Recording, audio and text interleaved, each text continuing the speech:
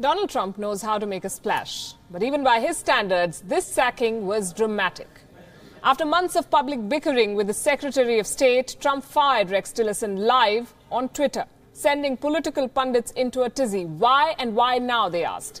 Trump and Tillerson have sparred over everything from the U.S. Embassy in Jerusalem to talks with North Korea. The Secretary even called the President a moron in public and kept his job. Critics say he crossed the line when he said Russia was certainly involved in the poisoning of double agent Skripal. Others say the former ExxonMobil CEO was the wrong choice to start with and may have already done the damage to American foreign policy that could last a generation. Former White House Press Secretary Sean Spicer's spelling error went viral as the inadvertent admission of truth. Look at what he said.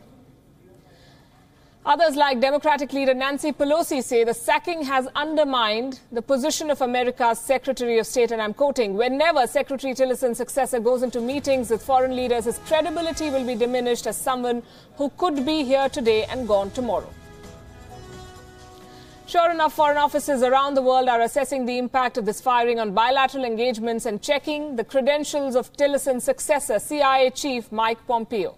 The Senate has to confirm Mr. Pompeo's appointment before he takes office. New Delhi is hoping that that happens sooner rather than later. The India-US 2+2 dialogue is scheduled for next month. It will involve talks between the foreign and defense ministers of India and their American counterparts, and this could well be Mr. Pompeo's first big assignment as Secretary of State. This is before he works on the Trump-Kim talks, if they happen in May as planned. Pompeo is also seen as a strong advocate of tough action against Pakistan. He's been making a series of statements asking Islamabad to crack down on terror safe havens and Washington to cut aid. Listen in. Well, you begin by seeking their assistance. Secretary Mattis is actually traveling in the region here before too long and is going to make clear the president's intent. I think Secretary Mattis will deliver the message that says we would love you to do that. That is, that safe haven inside of Pakistan has worked to the detriment of our capacity to do what we needed to do in Afghanistan.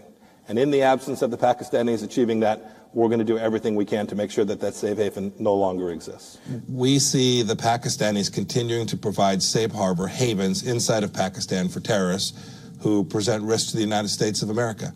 We are doing our best to inform the Pakistanis that that is no longer going to be acceptable. So this conditioned aid, we've given them a chance. If they fix this problem, we're happy to continue to engage with them and be their partner. But if they don't, we're going to protect America. The president has made very clear that he needs Pakistan to cease being a safe haven for terrorists that threaten the United States of America. End, period, full stop.